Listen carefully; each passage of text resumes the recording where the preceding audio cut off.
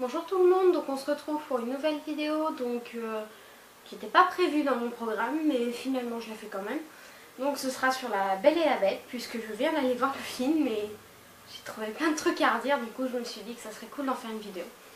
Alors déjà je me suis posé la question, est-ce que c'est Emma Watson qui chante ou pas? Bon, je suis allée voir en VF, du coup je peux même pas vous répondre. Je pense que c'est elle qui chante, mais bon, il y a des notes assez poussées, du coup je suis pas sûre. Ce qui m'a fait rire, c'est qu'il y a beaucoup de chansons qui sont communes aux deux versions donc, de Disney. Il y a la version animée que moi je connaissais et la version film qui vient de sortir. Donc on voit vachement, et je vais commencer avec mes E comme d'habitude, on voit pas mal, il y a pas mal de chants qui sont assez connus de La Belle et la Bête, donc qui sont restés fidèles à l'œuvre originale on va dire. Mais ils ont rajouté quelques trucs. Il me semblait pas que le père allait se faire interner. Enfin, je crois pas, du coup, spoiler. Hein, puisqu'en fait, l'histoire, bon, je la refais, hein, puisque bon, on sait jamais, il y a peut-être des gens qui connaissent pas l'histoire de La Belle et la Bête. Mais c'est un père qui va au marché et qui veut ramener à sa fille une rose parce qu'elle lui a demandé, comme chaque année. Donc il prend une rose dans un château abandonné parce qu'il s'y est réfugié à cause d'une tempête et du coup c'était le château de la Bête et il est enfermé parce qu'il a pris la rose. Et pour éviter qu'il y reste toute sa vie, c'est Belle qui prend sa place.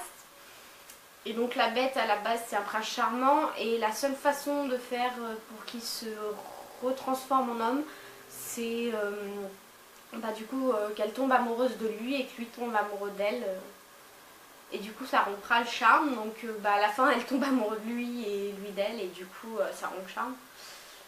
Il me semblait pas qu'il y avait... Ah si, il y a une différence dont je suis sûre, une seule. C'est que normalement c'est le père qui repart et qui expose la situation à sa fille parce qu'il a dit à la Bête qu'il avait une fille, tout ça. Et du coup la seule condition c'était qu'il ramène sa fille la nuit tombée je crois.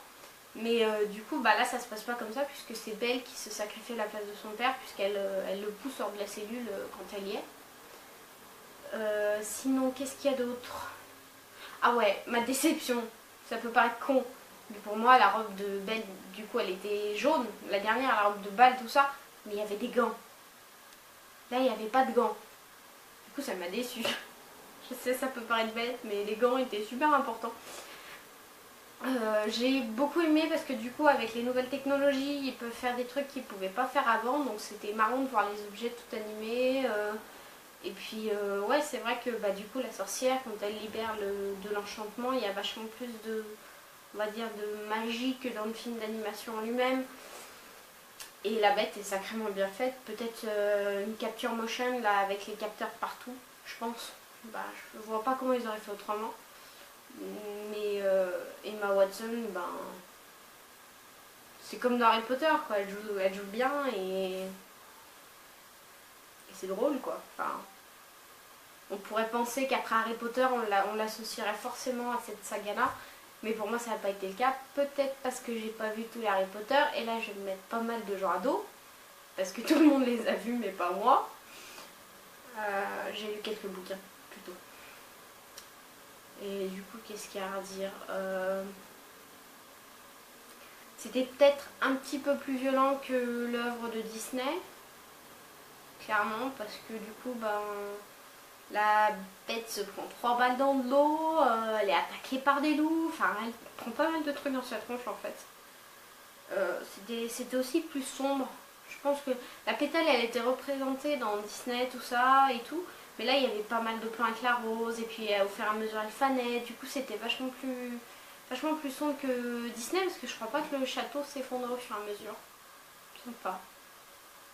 Mais ouais, c'est vrai que c'est. Ouais, si on veut retomber en enfance, c'est un bon plan et puis on se marre bien. Et je pense que c'est pour toute la famille, pas les trop petits parce que du coup, vu que c'est un peu violent, ça peut en faire pleurer certains. Mais oui, sinon après, je pense qu'à partir de 10 ans, c'est ok sans problème quoi. C'est vraiment marrant tout ça.